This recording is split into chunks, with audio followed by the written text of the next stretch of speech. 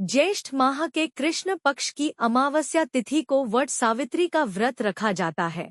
साथ ही इस व्रत को करने से दाम्पत्य जीवन में सुख समृद्धि बनी रहती है। तो आइए जानते हैं वट सावित्री का व्रत कब रखा जाएगा और इस व्रत का महत्व क्या है। वट वृक्ष में ब्रह्मा, विष्णु, महेश त्रिदेवों का वास होता है। बरगद के तने में भगवान विष्णु का वास माना जाता है। शास्त्रों में वट वृक्ष की पूजा का विधान बताया गया है। वट वृक्ष की पूजा से सौभाग्य की प्राप्ति होती है, स्थायी धन और सुख शांति की प्राप्ति होती है, जीवन में खुशहाली आती है। वट सावित्री का व्रत पत्नी अपने पति की लंबी उम्र की कामना के लिए रखती है। ऐसी मान्यताएं हैं कि इस व्रत को करने से पति पर आए सारे कष्ट दूर होते हैं।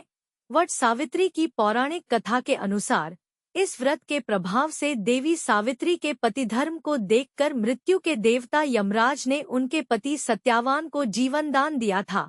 इसके अलावा इस व्रत को रखने से दाम्पत्य जीवन में आ रही समस्याओं से भी मुक्ति मिलती है। वट सावित्री व्रत के दिन वट यानी बरगद के पेड़ की पूजा की जाती है, क्योंकि इस वृक्ष की जटाओं ने सावित्री के मृत पति के शरीर को सुरक्षित रखा था जब तक कि सावित्री अपने पति के प्राण वापस लेकर नहीं आई। वट सावित्री व्रत कथा। भद्र देश के एक राजा थे जिनका नाम अश्वपति था। भद्र देश के राजा अश्वपति के कोई संतान न थी। उन्होंने संतान की प्राप्ति के लिए मंत्रोच्चारण के साथ प्रतिदिन 1,00,000 आहुतियां दी। 18 वर्षों तक यह क्रम जारी रहा। इसके बाद सावित्री देवी ने प्रकट होकर वर दिया कि राजन, तुझे एक तेजस्वी कन्या पैदा होगी।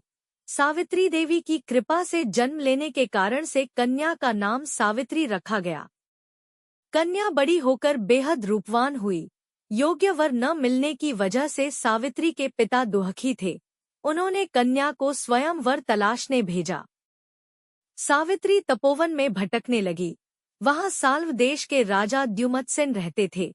क्योंकि उनका राज्य किसी ने छीन लिया था, उनके पुत्र सत्यवान को देखकर सावित्री ने पति के रूप में उनका वरण किया।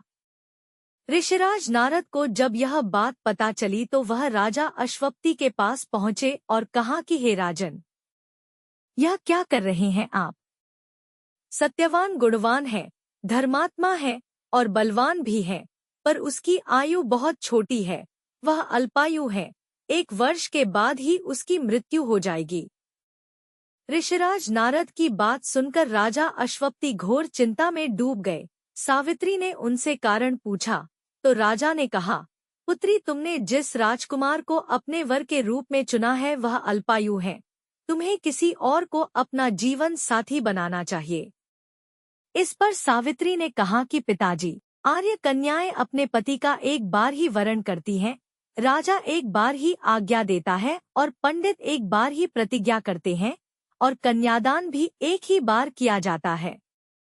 सावित्री हट करने लगी और बोली, मैं सत्यवान से ही विवाह करूंगी।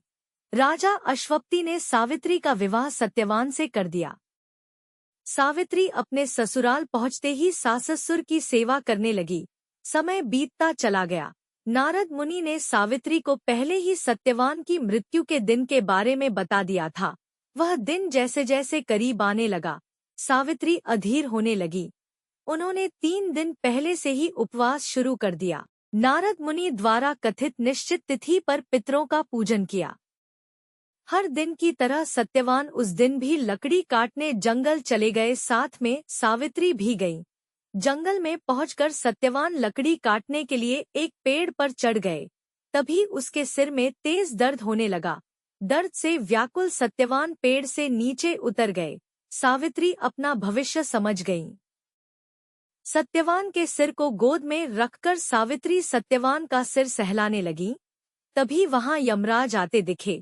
यमराज अपने साथ सत्यवान को ले जाने लगे। सावित्री भी उनके पीछे पीछे चल पड़ी। यमराज ने सावित्री को समझाने की कोशिश की कि यही विधि का विधान है, लेकिन सावित्री नहीं मानी। सावित्री की निष्ठा और पतिपरायणता को देखकर यमराज ने सावित्री से कहा कि हे देवी, तुम धन्य हो। तुम मुझसे कोई भी वरदान मांगो।